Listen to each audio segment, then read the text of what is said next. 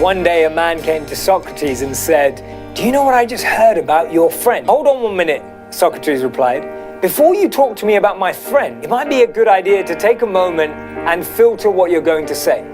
That's why I call it the triple filter test. The first filter," Socrates said, "is truth. Have you made absolutely sure that what you're about to tell me is true?" "Well, no," the man said. "Actually, I just heard about it and..." "All right," says Socrates. "So you don't really know if it's true or not." Now let's try the second filter, the filter of goodness. Is what you're about to tell me about my friend something good? No, on the contrary. "So," said Socrates, "you want to tell me something bad about my friend, but you're not certain it's true. You may still pass the test though, because there's one filter left, the filter of usefulness. Is what you want to tell me about my friend going to be useful to me?" "No, not really," said the man. "Well," concluded Socrates, "if you want to tell me something that's neither true, nor good, nor even useful, why tell it to me at all?" And remember, great minds discuss ideas, average minds discuss events, and small minds discuss people.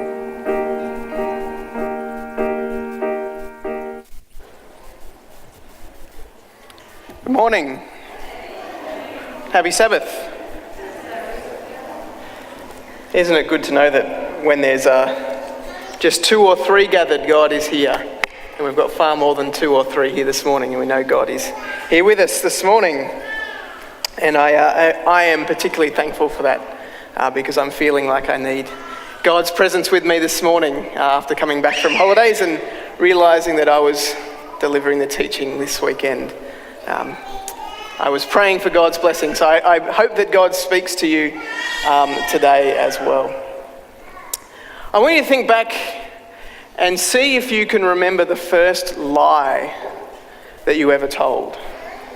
For some people, it sticks in their memory. For others, like me, I have no idea. Maybe it was about breaking something that you shouldn't have.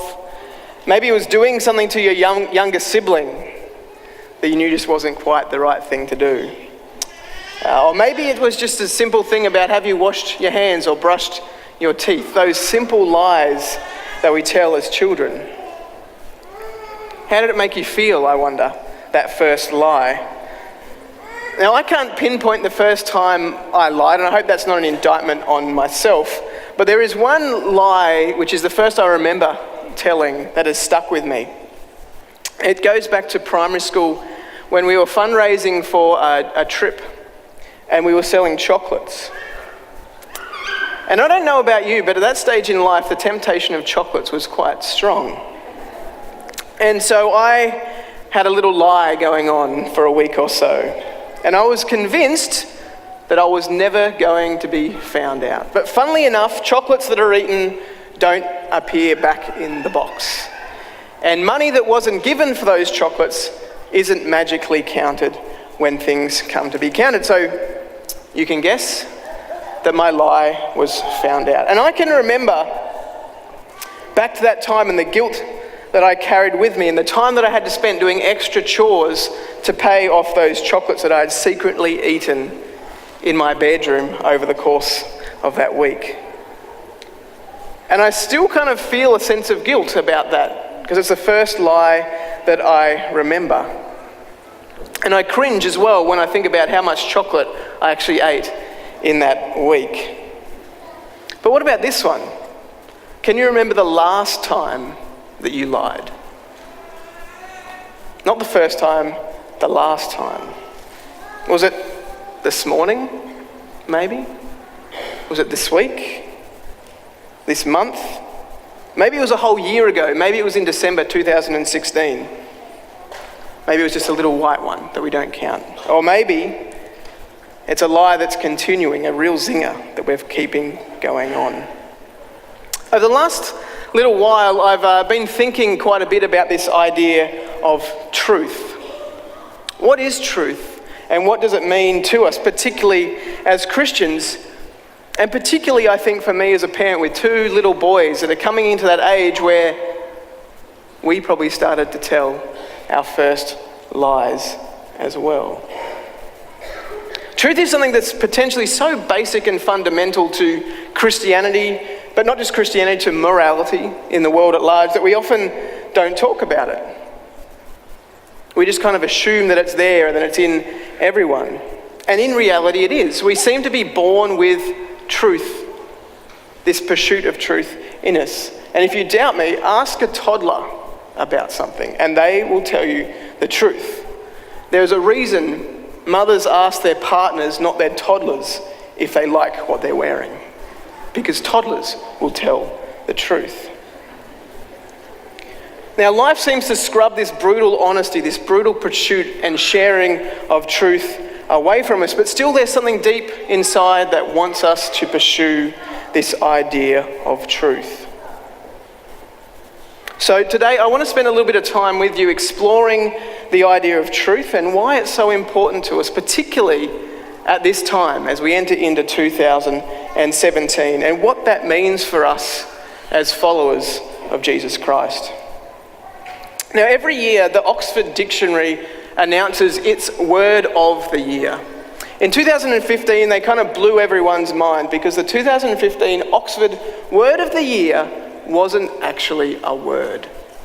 And it kind of confused people, particularly the over 50s, because the Oxford word of the year was an emoji. Those little smiley faces that you see on Facebook updates and text messages, it was the smiling with tears for joy emoji. That was the Oxford word of the year. Last year, the Oxford word for the year took a little bit more of a serious tone.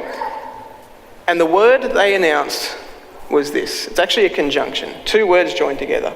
Post-truth. Goodbye smiley emoji. Hello, post-truth.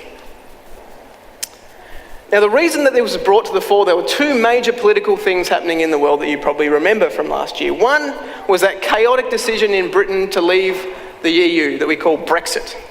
That for us on this side of the world, we kind of really don't understand why and how and what, but it was a chaotic time over there. And then, of course, we have the infamous US elections that are continuing to play out as the inauguration approaches.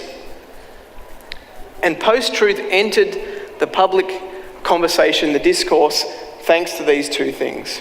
And the Oxford Dictionary went on to define post-truth by what you can see on the screen. Relating to or denoting circumstances in which objective facts are less influential, or truth is less influential in shaping public opinion than appeals to emotion and personal belief. And we can see through these two events that in some situations people have quite easily and willingly disregarded truth based on personal opinion and emotional belief. And in reality, I like to boil it down to this statement. They're basically saying that in the modern world, in some cases, truth just doesn't matter anymore. If you believe it, if you think it, that's all right. Now, we've seen that kind of play out in these fake news posts that we're never really sure what's fake and what's real in these elections, and I'd like to think that we're immune to that here in New Zealand, but I'm not actually so sure that we are. But it's a result of something that's been prevailing for the last 20 or 30 years, and that's this idea of postmodernism, this idea that postmodernism suggests that everyone's truth is just as equal as everyone else's. Your truth is as valid as mine, even if they're completely different. Now, we probably see that play out in phrases that you or I have heard or used. Things like, well, you have your truth and I have mine, and that's fine, and we can agree to move on. Or, that may be true for you, but that's not true for me. And that's all born out of this postmodern idea that everyone's truth is equally valid. But the post-truth era that they're now suggesting we have moved into brings that one step closer to what I think is a really dangerous and scary kind of time, because no longer is this acknowledging that your truth and my truth are equal, but the fact that, hey, it doesn't really matter if it's truth. Truth isn't valid in some points. We don't value truth in some situations. Now, I don't know about you, but when I kind of see that thought process and when I hear those kind of words, I kind of stop back and go, whoa, hang on. What does that mean for us as an individual, as a family, as a society, as a group of people who have a faith? What does that actually mean for us? And I kind of stop because I actually think fundamentally, that idea is a little bit crazy, a little bit dangerous, but ultimately at its fundamentals, completely wrong. And here's why. Truth is not something that's just been constructed or an idea that we have and then can move on or bend at any kind of whim. Truth is not something that we can sacrifice on the altar of our own ideas or beliefs. Now, despite what Oxford have clearly defined for us, I'd like to suggest that we can never or should never get to that point of being post-truth. Because truth is concrete. Truth is quantifiable, and truth is historically verifiable. And as a result, truth is imperative. It is important in the here and now, the today of life, but also in the context of eternity. Truth is everything. And let's find out why. If you've got your Bibles with you, and if you don't, there's some in the back of your seat, I'd like you to turn to the book of John. It's one of the 4 Gospels. Now, the Gospels record the words and actions of Jesus as he lived here on earth. And in chapter 13 of John, towards the conclusion of this chapter that John wrote, we find Jesus sitting down with his disciples to what became known as the Last Supper. It was the last time that Jesus shared a meal with those of his closest followers before he was crucified and then was resurrected again. Now, it's the first time in this chapter that Jesus really nails down for his closest followers that he was about to be betrayed and he was going to die. For the disciples, this is a completely earth-shattering moment for them. They had been holding out for Jesus as their salvation. Now, they understood, I think, the eternal ramifications of salvation, but they also believed and hold on to the hope that Jesus would be freeing them, the Jews, from the reign of the Romans. And here, on this night, Jesus sits down, shares with them a meal and says, sorry guys, that hope you had, that's not going to happen. I'm actually going to die, and die very soon. And more than that, one of you that's sitting around this table at this very point in time is the one that's going to betray me. And that was Judas, one of his disciples. So that plays out throughout chapter 13, which brings us to chapter 14, where I'd like to spend a bit of time.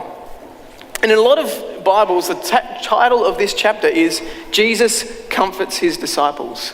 And you can kind of understand why in that context. He's just completely broken their hearts, completely broken their idea about what the future might hold. And they were going to need a bit of comforting. Now, it's in this chapter, John chapter 14, verse 6. There's a verse that any of us that spent any time within the Christian faith, within a church, has probably heard before. It reads this, and this is Jesus speaking. He says to his disciples, I am the way, the truth, and the life.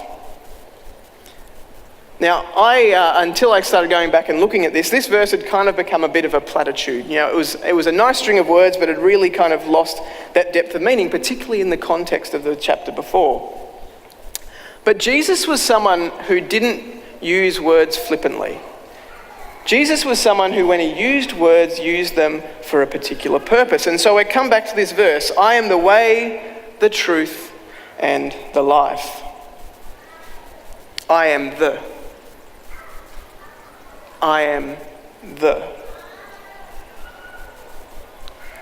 Now, I used to teach English in high schools, and so I like getting a little bit nerdy sometimes. But the is a definite article, which means that it's limited, which means it's specific. It specifies one thing and one thing only. Or, if you like to use the modern vernacular, this is a bit of a mic drop moment. Jesus says it and says, that's it.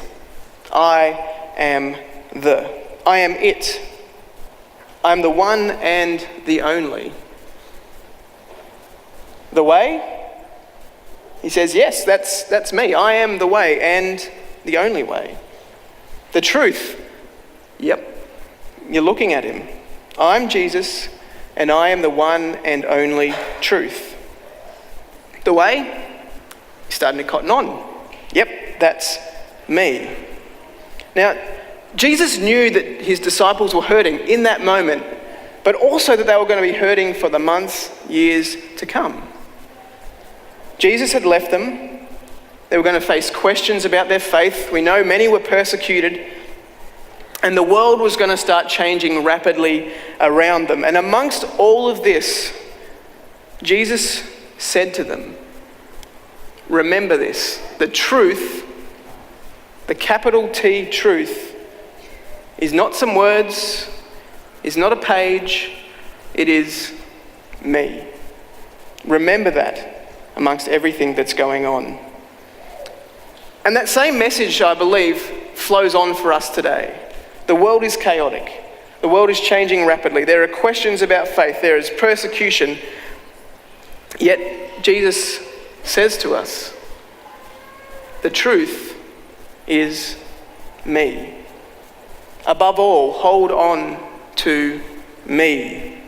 Truth is imperative because it is me. So we see that truth was made real, concrete, and entirely quantifiable in Jesus. It's not an idea, it's not a construct, it is a person. And that person is Jesus. And when Jesus says, I am, I think he means it. Now, if you want to go in your Bibles to page 579, if you've got one of these on your lap, or to Matthew chapter 5, we see Jesus pointing again to this fact that Jesus embodies the truth. He is the truth. So that's Matthew chapter 5, page 579 in one of these Bibles. Now, the Sermon on the Mount is a common set of teachings that the Christian church loves to look at. And they're found in chapters 5, 6, and 7 of the Gospel of Matthew. And they contain some of the most often quoted teachings of Jesus. And in it we find things like the Lord's Prayer, the Beatitudes, all things that we've probably heard, even if we're not regulars in the Christian church, that we've heard mentions of before. Now, in chapter 5, it begins with the Beatitudes, a series of blessings that Jesus gives over the people, which kind of counter the culture that they're living in. Blessed are the meek, blessed are the poor. And then he goes on to address some of the Old Testament laws that have formed the mainstay of the Jewish church at that time. And these things include murder, adultery, making promises or oaths. And then he starts to frame these laws in a really interesting way. Now, remember, for the Jews, the Ten Commandments and the Old Testament laws were often held up as the truth. That was what they centered their faith and their religion on. So not only did Jesus, when he came to earth, have the interesting battle of convincing the Gentiles, the non-Jewish people, about his person and about his being, but also convincing the Jews that that notion of truth that they'd been holding on to for so long was now broken, was now wrong, because he had come to embody the truth. So Matthew 5, and we're going to just pull out a couple of verses between verses 17 and 44 as they kind of repeat. So in Matthew 5:17, Jesus says, "Do not think that I have come to abolish the law or the prophets. I haven't come to destroy those things," he says. "I've not come to abolish them, but to fulfill them." Now, I read that and I couldn't help but think this was a great political statement on Jesus' parts. He knew that the Jews were going to be looking for an excuse to say, Jesus has come to turn us away from the Ten Commandments and all the other laws that we've been holding on to. But what does he say? He says, I acknowledge that. I know you're worried that I'm going to come and tear these things down and your idea of truth down. But guess what? We're on the same team, you and I. Those laws, those truths, I haven't come to do away with them because they are true. Because their truth comes from me. Their truth is embodied in me. It's the same I am the truth statement that we saw in John, just put a different way. Now Matthew 5 continues, and for me the pattern of language that flows on from verses 22 and again in 32 and 28 and 44 as we go forward is really quite interesting. And we're just going to have a look at one example of this as Jesus kind of addresses these Old Testament laws. For each example that you see there, Jesus begins with a statement that reads, "You have heard it said." Or in the past, you've been told. These are laws, these are the truths that you've been taught. And he's directly referencing the Old Testament law. So if we turn to verse 21, it says, so you have heard it said, you shall not murder, and anyone who murders will be subject to judgment. Cool. The Jews would have liked hearing that. But then the following verse is where the really interesting part comes in for me. It continues, but I tell you that anyone who is angry with his brother or sister will be subject to judgment. The laws, he says, the past truths are right, but I, the present truth, the current truth, the truth embodied, am here to tell you that it's not just about murder, it's also about anger to your brother and sister. I tell you. He's laying it out for people that have been living with this truth as defined for them in a whole set of words for so long that truth isn't those laws on a page or current social thought. Those things might be true, a lowercase true, but they are not the final or the complete truth, because Jesus says, I am the truth. Concrete, real, verifiable, and important. So when Jesus says, I am the way, the truth, and the life, here's what I think we need to take away as we gear up to live in what the Oxford Dictionary has so kindly told us is the post-truth era. Truth exists, and truth is immeasurably valuable, because truth is not the Ten Commandments. It's not some set of statements or creeds. The truth is Jesus Christ. Now, don't get me wrong. All of those things might be true, and are important, but they are not the truth. It is only the great I am that has said, I am the truth. Words can change. Jesus does not. So truth isn't some kind of abstract notion or changing theory, as postmodernism would kind of suggest, but rather it is the person of Jesus Christ, unique and unchanging. And that is really an important thing, I think, for us to grasp in a world that is tearing down the notion of truth. Maybe it will tear away the words that we have held on to. Maybe it will tear away those laws, those ideas that we have constructed. But let's not let it tear away the truth. Focus on Jesus. And when we focus on Jesus as the truth, we begin to see that truth is not about adhering to anything or following a set of rules. Truth is about relationship. Pursuing truth is not about getting things right, it's about having a relationship with the truth, with Jesus. Are we pursuing that relationship? Are we pursuing truth this year? Now, as I thought about that, I came to another verse that is kind of one that's a nice thing to say so often, and that's John 8:32, and it'll appear on the screen. John chapter 8, verse 32. And in that gospel verse, Jesus says, and the truth shall set you free. And it was a bit of an aha moment for me. And the truth shall set you free, because words don't set you free. Theories don't set you free. Freedom comes through actions. Freedom comes through people. And when Jesus says the truth shall set you free, what is he saying? I will set you free. You can read, you can understand as much as you want, but the truth is only found in me.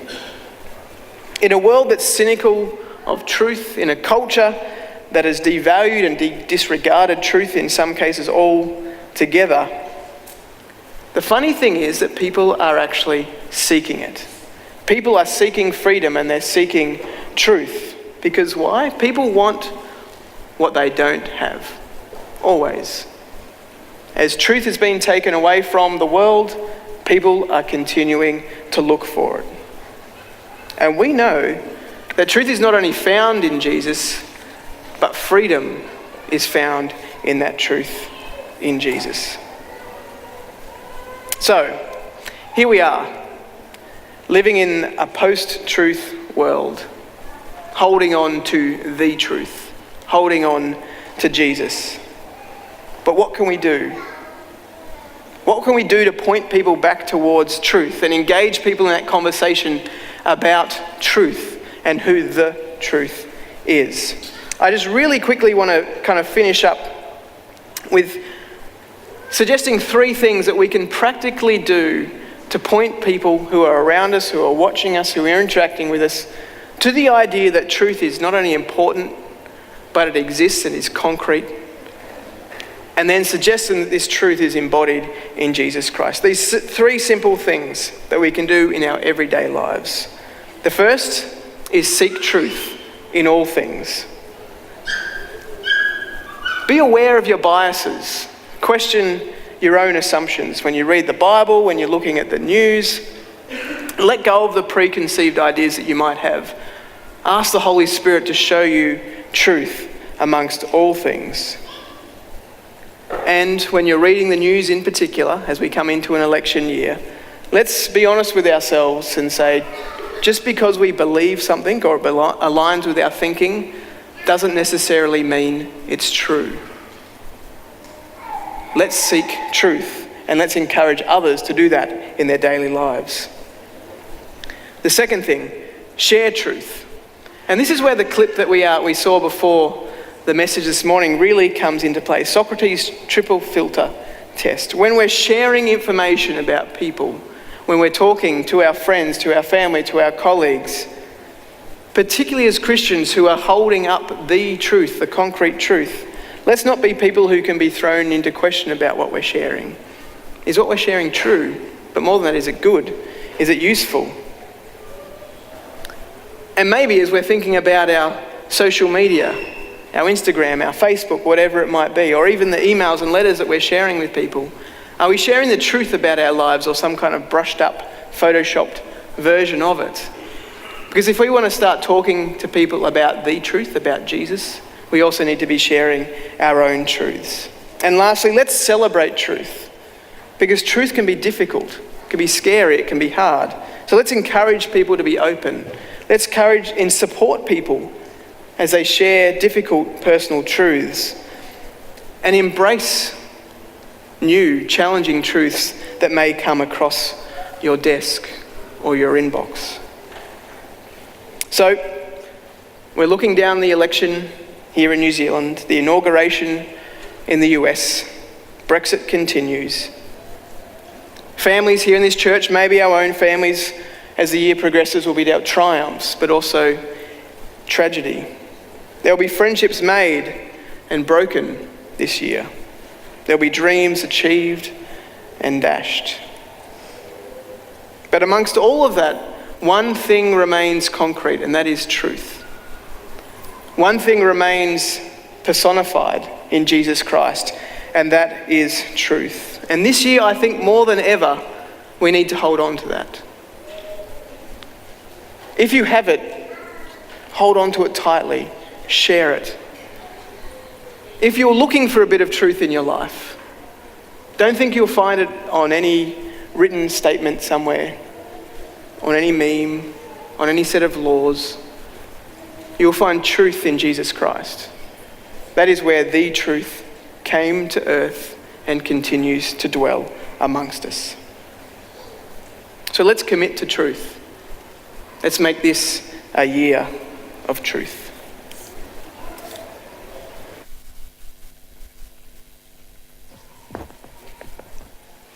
Awesome. Thanks, Braden. It's beautiful. I think that this song is an excellent exclamation point on the end of Braden's message. So I'm just going to invite you to stand, church, and let's just respond through music this morning. We're going to sing Christ is Enough. I have decided to follow Jesus, no turning back.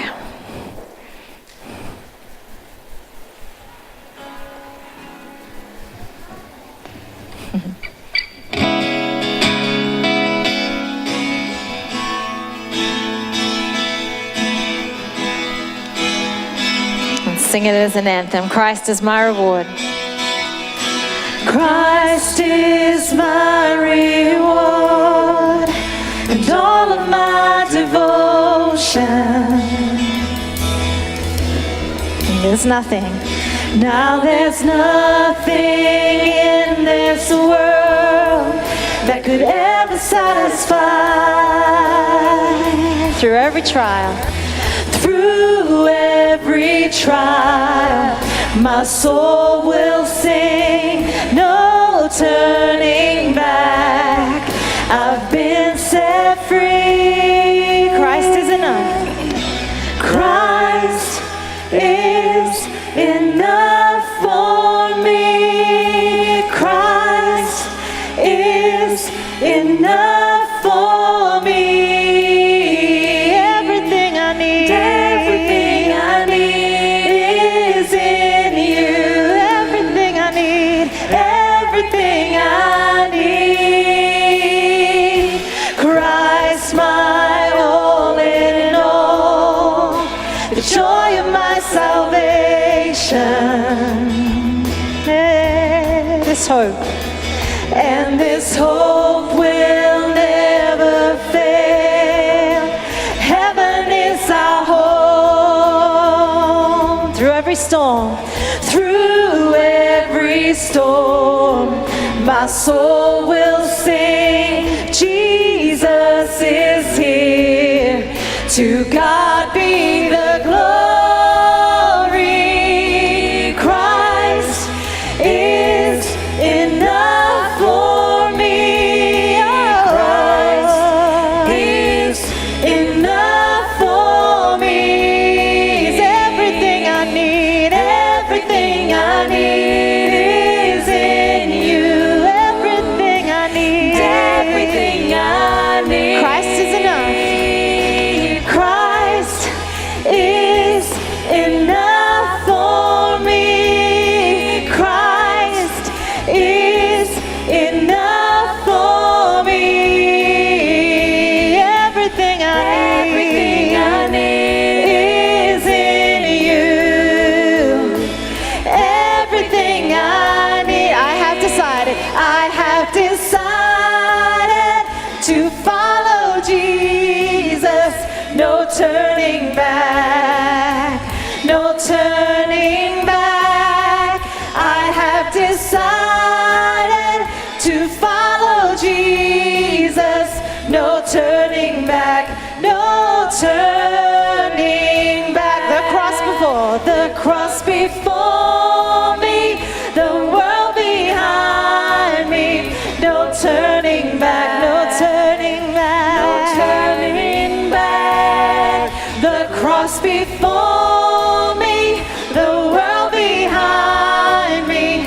No turning back. No turning back.